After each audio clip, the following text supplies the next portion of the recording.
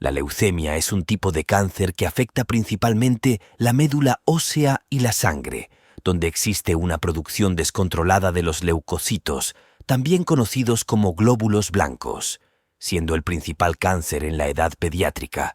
Para entender mejor esta enfermedad, debemos saber que existen 3 tipos de células sanguíneas: los glóbulos rojos o eritrocitos, que son las células más numerosas y las que le dan el color rojo a la sangre. Su función es el transporte de oxígeno a todo el cuerpo. Otro tipo de células son las plaquetas. Como función principal tienen la coagulación de la sangre para detener el sangrado en alguna herida. Por último, los glóbulos blancos o leucocitos, que forman parte de nuestro sistema inmune y son los encargados de defendernos de agentes extraños, principalmente virus, bacterias, parásitos, hongos. Dentro de los glóbulos blancos tenemos varios tipos, por ejemplo, los neutrófilos, los linfocitos, los monocitos, entre otros. Y son este tipo de células las afectadas en las leucemias. ¿Y por qué afecta la médula ósea? Bueno, pues esto ocurre porque es la médula ósea la responsable de producir las células sanguíneas, tanto los glóbulos blancos, los glóbulos rojos y las plaquetas, ya que ahí se encuentran las células madre que darán origen a ellas. Esta médula ósea se encuentra en el centro de la mayoría de los huesos, principalmente los largos. ¿Pero qué ocurre en la leucemia? Pues por algún defecto comienza una producción descontrolada de algún tipo de glóbulo blanco, pudiendo ser linfocito, monocito, etc. Esto dependiendo del tipo de leucemia. Estas células anormales, conocidas como células leucémicas, no funcionan como lo deben de hacer. De hecho, comienzan a acumularse en la sangre, ocupando únicamente espacio, lo que disminuye la producción del resto de células sanas, dependiendo la etapa. Por ejemplo, los glóbulos rojos pueden disminuir, ocasionando anemia, lo que también puede ocurrir con las plaquetas y con los glóbulos blancos sanos. Como resultado, el cuerpo no puede realizar sus funciones normales para combatir infecciones, transportar oxígeno o detener el sangrado. Las causas de leucemia se siguen estudiando.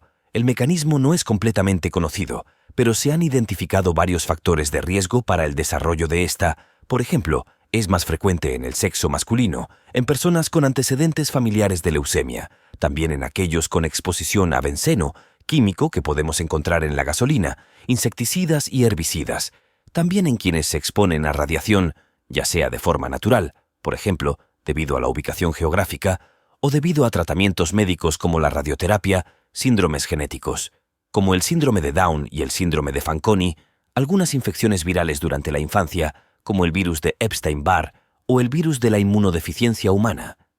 Y los extremos de edades, es decir, los niños, sin conocerse la causa exacta del porqué, y los adultos mayores, debido a que por lo regular ya estuvieron expuestos a varios de los factores de riesgo que mencionamos.